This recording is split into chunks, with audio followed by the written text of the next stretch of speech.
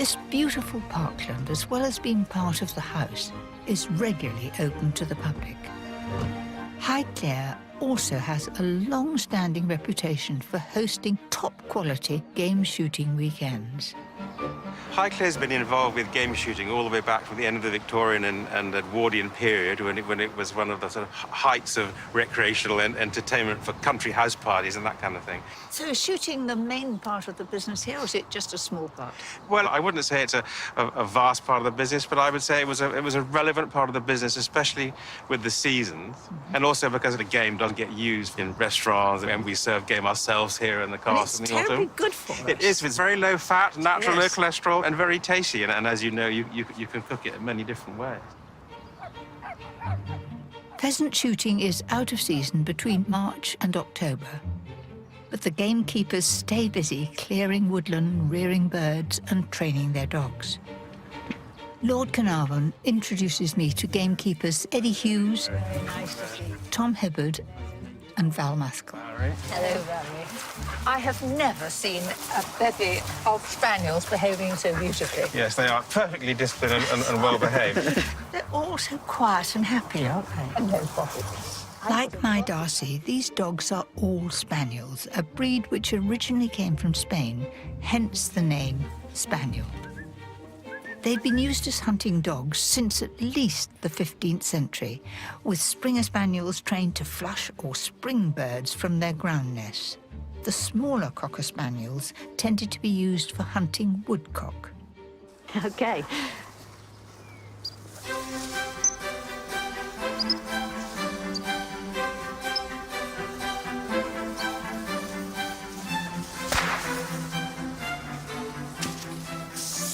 White. Marty. Marty.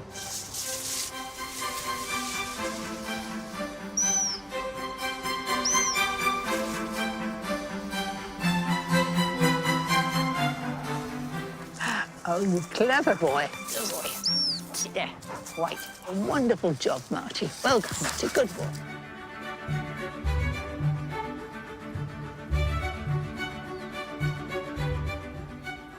Spending time with the gamekeepers has given me an idea for a recipe. Game has been a prominent part of the menus at Highclere for 200 years, so I'm going to make a rich pheasant casserole that could be used for the gamekeepers' lunch.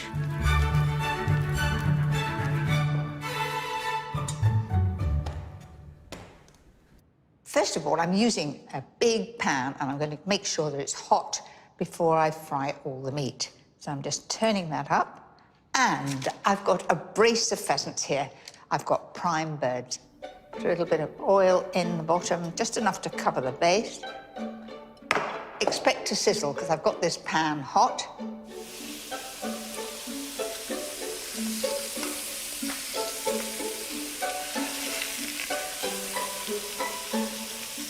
Keep turning and just get them brown. It'll all add to the flavour. Once the meat is browned, put it to one side, then in the same pan, fry the bacon. I'm using smoked for extra flavour, along with roughly chopped onion and celery. In goes the celery. So again, keep that stirring all the time. When it's all very, very hot, I'll add the flour. Sprinkle that in. And it's important to make sure every bit is covered in the flour. Don't worry about that deep golden brown at the bottom. That will all come up when I add the stock. I'm using pheasant stock, but you can use chicken if you prefer. And you could use cider, although I find cloudy apple juice gives it a warmer, fuller flavour. Right, we need a little bit of Worcester sauce. That just sharpens it up. Little red currant jelly. Any fruit jelly will do, just whichever one you've got in the cupboard. Doesn't really matter. Add seasoning and fresh bay leaves. There they are. Then I'm going to tip all the meat in there. Now, that is quite a good colour, but it's a little bit grey, so I'm going to do a little bit of gravy browning, just a dash. Go easy on it because it's quite dark, and it's just caramel colouring. And that really does look rich and good. Then it needs simmering on a low heat for around 1.5 to 2 hours, or until really tender. Mushrooms go in for the last half hour so they stay firm. Then it's ready for the gamekeepers.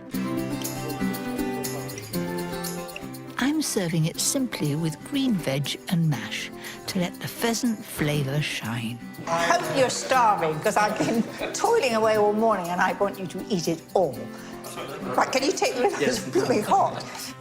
There we are, Val. Yeah, I know you went without breakfast this morning, so you must be starving.